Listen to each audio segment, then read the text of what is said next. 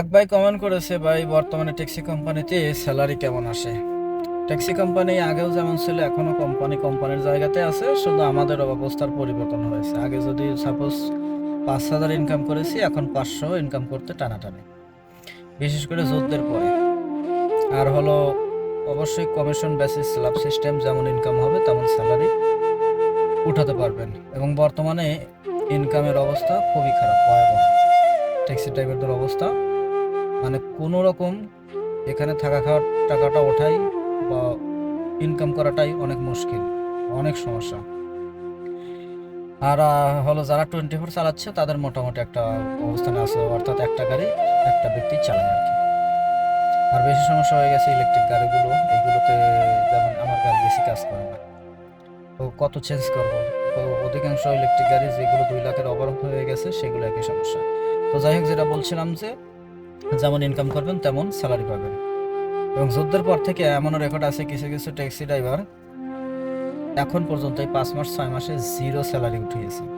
তো zero salary থেকে আপনার 2,000 2500 পর্যন্ত স্যালারি বর্তমানে ট্যাক্সি ড্রাইভাররা উঠাচ্ছে, 3,000 উঠাচ্ছে কেউ কেউ। তো এই হলো বর্তমানে ট্যাক্সি ড্রাইভারদের অবস্থা। তবে মেজরিটি হলো 500 থেকে 1,000 ট্যাক্সি ড্রাইভারদের বর্তমানে স্যালারি, 500 থেকে 1,000-এর মধ্যে। 1500 2,000 2500 3,000 এগুলো সীমিত, হয়তো 5% বা 10% ড্রাইভাররা উঠাতে পারছে, যারা মনে করেন যে সকাল থেকে সন্ধ্যা পর্যন্ত প্রচুর পরিমাণে পরিশ্রম করছে, দৌড়াদৌড়ি করছে, হার্ড ওয়ার্ক। এই হলো ট্যাক্সি ড্রাইভারদের বর্তমানে অবস্থা। আর হলো ড্রাইভারদের যারা নতুন আসবেন, থাকা খাওয়া এভরিথিং হয়তো হয়তো 2-1 মাসের জন্য কোম্পানি প্রোভাইড করবে, তবে সব কিছু নিজের বহন করতে হবে, ওয়াইফাই নেট লন্ড্রি এভরিথিং নিজের।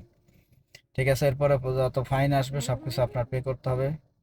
কোম্পানি অটোমেটিক্যালি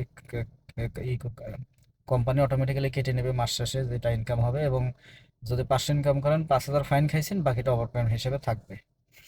তো এই হলো ড্রাইভারদের অবস্থা বর্তমানে, ট্যাক্সি ড্রাইভারদের লাইফস্টাইল ইন দুবাই, ইউএই। তো চলছে এই অবস্থা আর কি। তো যারা আসছেন ইনসাইড থেকে, বর্তমানে ট্যাক্সি কোম্পানিতেও ভিসা ইস্যু হচ্ছে না, তবে আউটসাইড ফ্রম ইউএই থেকে আপনারা আসতে পারেন, ভিসা ইস্যু হচ্ছে। এগুলো ওয়ান কাইন্ড অফ কি বলবো পলিসি।